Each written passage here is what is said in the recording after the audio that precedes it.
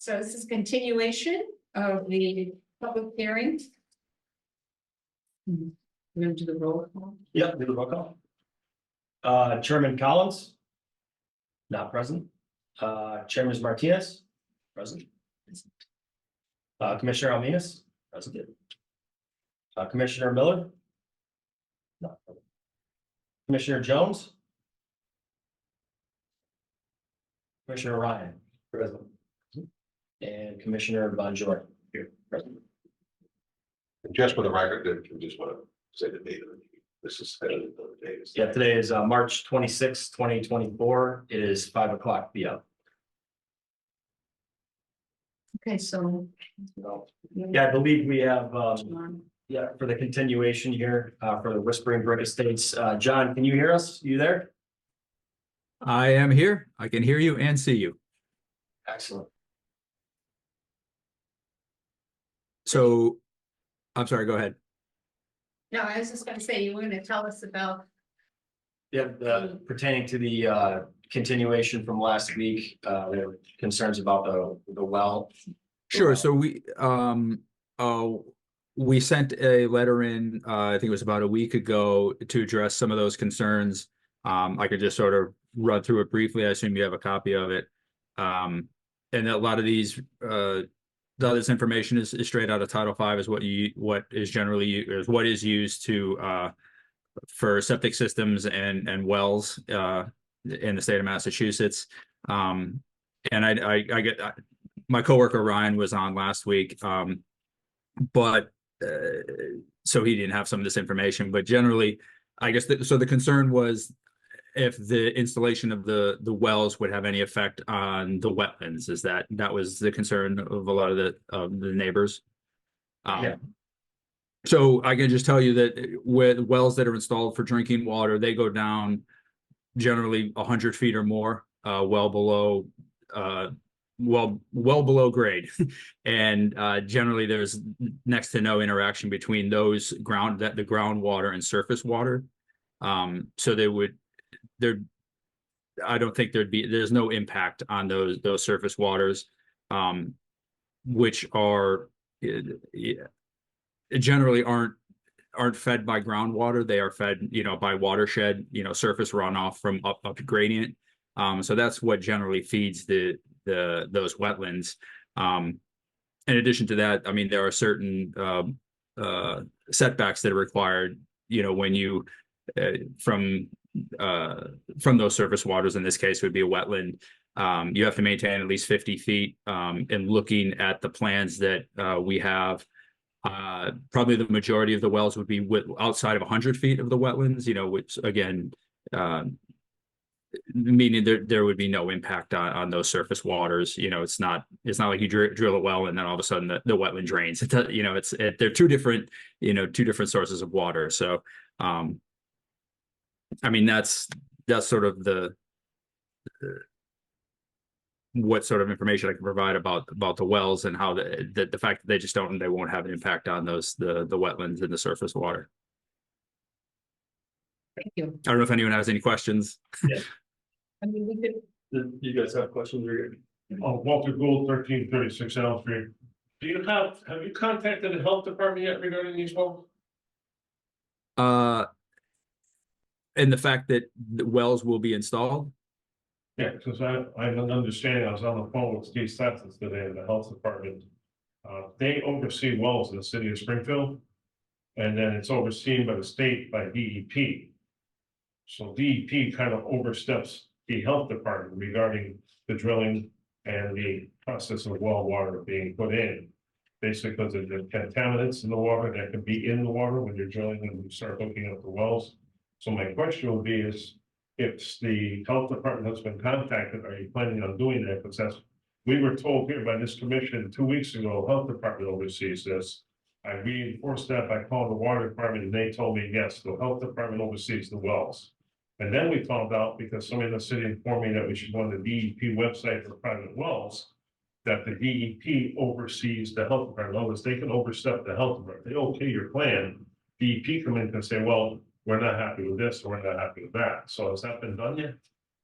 Well, it would, it would generally be done when the lots get developed. If it's something, I don't see any potential issue with that. I mean, we certainly have to file all the necessary paperwork and permits to install the wells. You can't just go out there and install a well. There are the certain requirements. But that is something that has not been done because we don't have the lots yet to develop. And Steve Stathis had told me there's a high water table there now. They've had trouble even putting septic in some areas of this area. And some of the areas they've been able to do it, there's a couple of houses on Clearbrook that have septic. But there has been a problem with high water table there. So he assured me, I'll look at your plan tomorrow, try to get more information on your plan, but we're just concerned that if you're gonna you need to go to the Board of Health, I guess, the way it sounds in the city. And you need to check with them about the wells and how far they're going down, because there is, I guess, the health department oversees it because of contaminants and because there's, to make sure there's no contaminants in the water when you start drilling. Correct. I mean, sure. I mean, in this case, this is a sort of an undeveloped wooded area, so I can't imagine there are any contaminants in the ground. That's generally something that would come about, if you wanted to drill a well at a former gas station location or something like that. I mean, I can say we did one of those frontage lots on Allen Street is septic because there is no sewer available in Allen Street, or it's further up to the west, closer to the plaza is where the sewer starts. So we did on one of those new lots where the house got moved, there was septic in the front yard. So I mean, groundwater is groundwater, but it's sort of not really related to wells. So that's. I overstepped the board here, tell me to shut up. No, I think, no, it's fine that you're asking these questions, but again, you do have to know that what we are voting on tonight is the amendment, the size of the pipe that's going in. And that's built, and what you're talking about, although it's a concern, and I can understand that, but it's not under our jurisdiction. That's not what we have. If I could just point out one more thing, okay, you're taking down trees, John, obviously, for putting up this subdivision. And right now, you have trees that are sucking up any water that could be in the ground table, which they would do, right? Camden's got a major problem right now when they took down some trees to put up a solar lot. There's been flooding all over the place in the area where the solar farm's gonna be. Granted, we're talking solar farm, we're not talking houses, but concern is here, what's gonna happen when you start taking down trees? Is that gonna cause a problem too with flood? I mean, unfortunately, I got a list that I can't get through, but my vice president's not with me tonight, Mary Dion, but she went through the DEP site the last 2 weeks and discovered this stuff. So it's concerning about that too. Again, that I think that's just I mean, I can't speak to those other projects, I mean, those potentially just construction issues, I don't know how to address that necessarily. I'm sorry. Could be water issues. Okay. I just hate to see somebody wind up with no water in their cellar right now. We're not, the Audubon Civic Association is not opposing your project. Right, by any means. We just want to make sure you put this project in. John's down the corner, it's not getting water in his cellar after many years of living there, never having a problem before. We'll make sure that this is done and done right. So that's what we're here for. Nobody's opposing the project. We just want to make sure it's done the proper way. Not to say you wouldn't, but we'll make sure it's done the proper way. So a year from now, we're not getting phone calls from somebody saying, geez, we put these houses and all of a sudden I got water in the cellar. And 2 or 3 other houses down the street. So that's the concern. So Understood. I guess what we'll do is we'll follow up with DEP. Like I said, I talked to the health department today. They're gonna follow up and look at the plan more. If there is a plan to go. Right now, the only plan he's got is the original plan with water and sewage. So, thank you for that. Yeah, I have a question. Yeah, John, just that we're doing due diligence on behalf of the surrounding residents. If you go to number 3, the second sentence, this depth ensures limited or no impact on the surface water. So again, that surface water it's wetlands. I might be misreading that, but can you discuss you know, what your intent is of that sentence. Oh, so you're talking about number 3 on the letter. Yes, Cone of influence. it starts with cone of influence. You can read the whole thing, but I'm interested in the second sentence, this depth, 100-foot depth. Which is tapping the underground water, which is great, has limited or no impact on the surface waters. We've had a rainy season. When are you starting construction? If it wasn't held up by the Board of Health. We've had, I know other areas west on Allen Street that have serious water problems now because there's been such excessive rainfall. The depths of 100-foot depths of the wells have limited or no impact on the surface waters. Correct. I mean, that the water that's being drawn for the wells is groundwater. It's not surface water. So there will not, they don't interact. They're from 2 different sources. The water that you see in wetlands is due to, you know, soil conditions, and again, surface runoff that comes from up gradient. You know, in this case, it's from the southeast. You know, Part of my question was, when are you going to begin working on this development?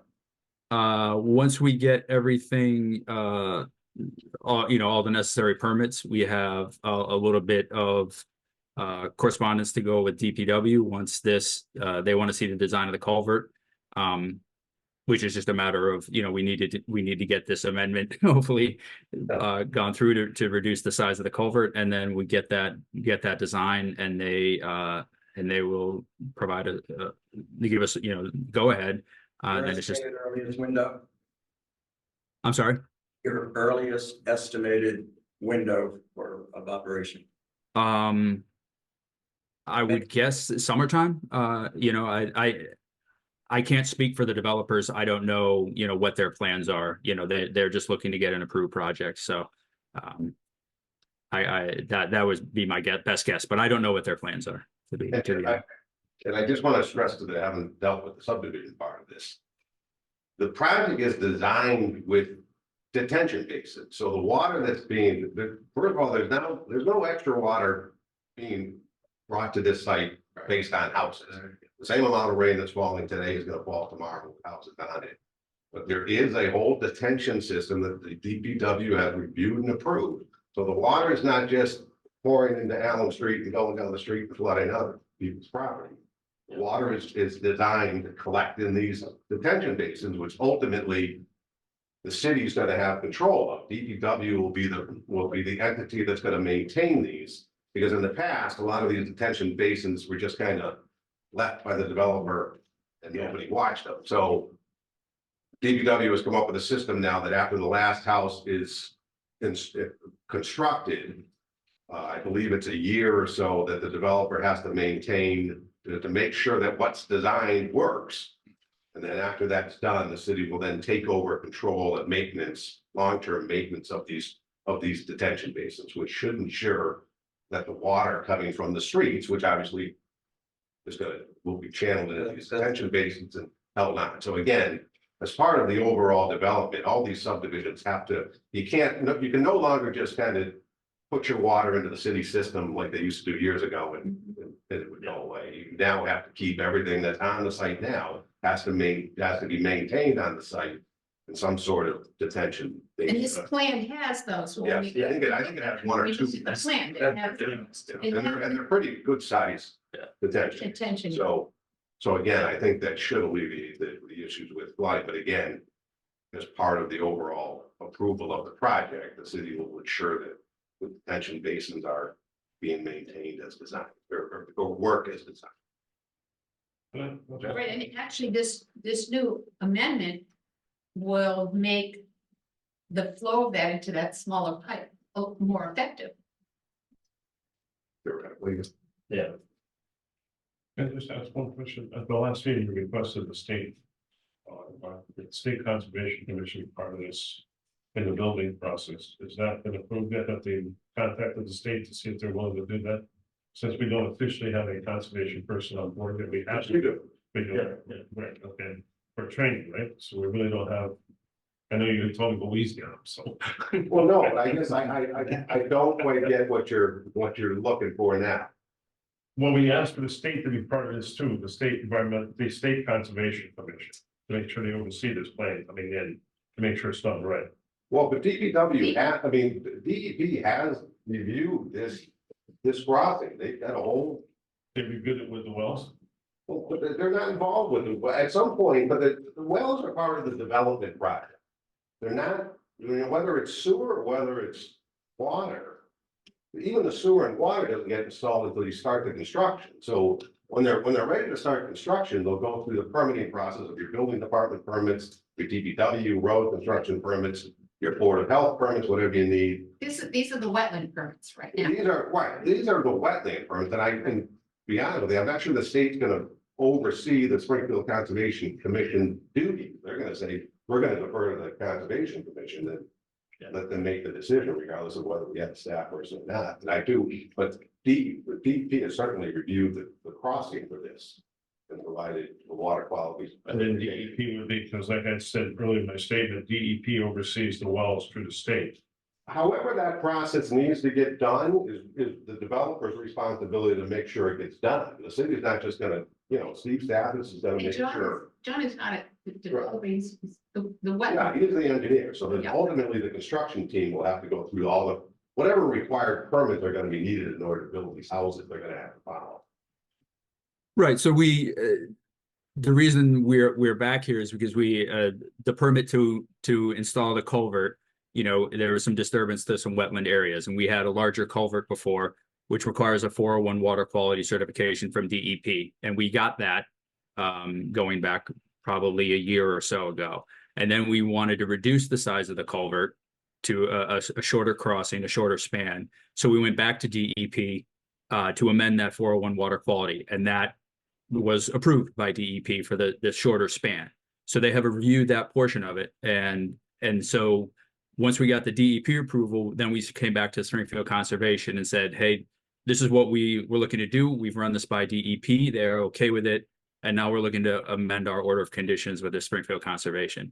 And like that gentleman said, I know there's, there are just steps to the development. You need to get the roadway approved, the lots created, you construct a road, and then you install the wells. You don't, you take steps to get there, rather than you don't just do everything all at once. So, that's where we're at right now. We have the DEP approval of the project and the crossing, and now we're just coming back to amend the order of conditions with Springfield Conservation to reduce that span, and that's what we're looking to do tonight. I have a question. That may just one little thing to help you understand it. This is approving the wetland issues. We understand. And then the contractor, when they build a house, if their house is within our jurisdiction, then the contractor has to then come before us about the house. Yes. So this is just a phase one of the for them to, survey the area for the wetlands, to know where their lots are. But then when the house is actually being built, then the contractor will then come to us if it's within our jurisdiction. Could you just explain why you can't put city water in? So it was me. I personally had a lot of back and forth with Springfield Water and Sewer. The crossing that we have proposed is pretty complex. Obviously, we're going over a wetland, and there's actually the sanitary sewer crosses the property. There's a cross-country sanitary sewer that happens to be right at the location that we are crossing. There are requirements when you install a water line. You need to have, they're generally they need to be buried 5 feet below grade so you avoid freezing. So, and there's just a very narrow corridor to do that. And at a crossing, we can't go under it because the Springfield Water and Sewer didn't want their water line below a wetland. There's just, we couldn't meet depth requirements going above the culvert and below the road. Just the constructability was to the point where Springfield Water and Sewer just wasn't comfortable owning a water line that had so many unknowns. So in the discussions, it just came up to be, we do have a water line we have a water line proposed to the culvert because the fire department wanted hydrant availability. So we did do that. But just the constructability of a water line in the long-term maintenance, potential maintenance of a water line was just too challenging. So that's. Well, the rest of the houses there will not have a fire hydrant. No, the fire hydrant will be at the culvert, and that's been approved by the Springfield Fire Department. All the houses that are up on the hill, mainly most of the houses will not have a fire hydrant in. On this subdivision, Yes. that's correct. They're generally fire hydrants are generally placed about 500 feet apart. So that is not unusual to have the hydrant where it is. And again, it's been approved by the fire department. The location of the hydrant.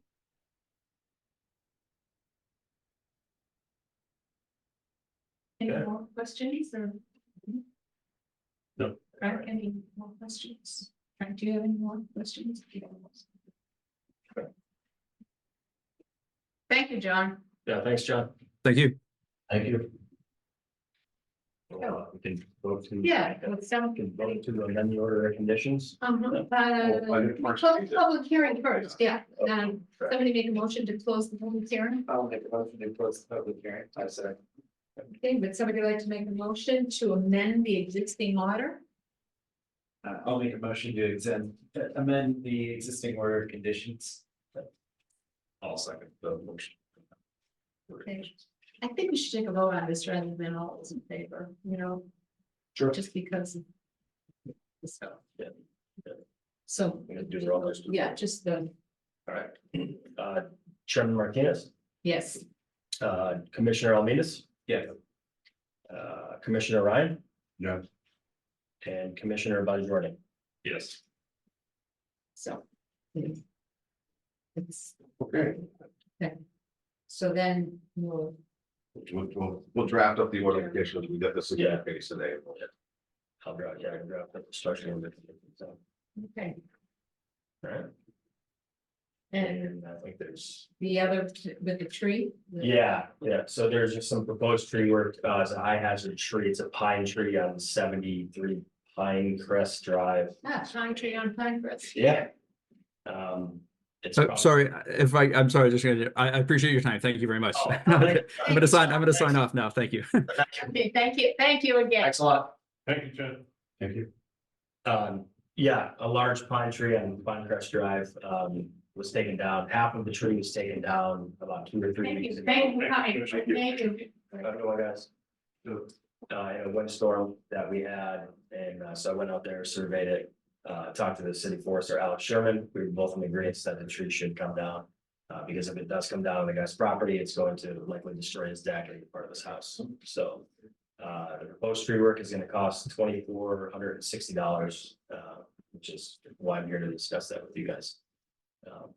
So it's a very large tree and it would probably cause a lot of damage to his house if we didn't do something about it. And it's one of those It's cases, split, so yeah, it's one of those cases where the $2,400 is nothing compared compared to to what if it could it be, yeah. hits the house, and we do have some money for that. So then normally do they come first for trees like this? People? Yeah. Yeah, I could call them. If it's on, yeah, yeah, Don conservation land.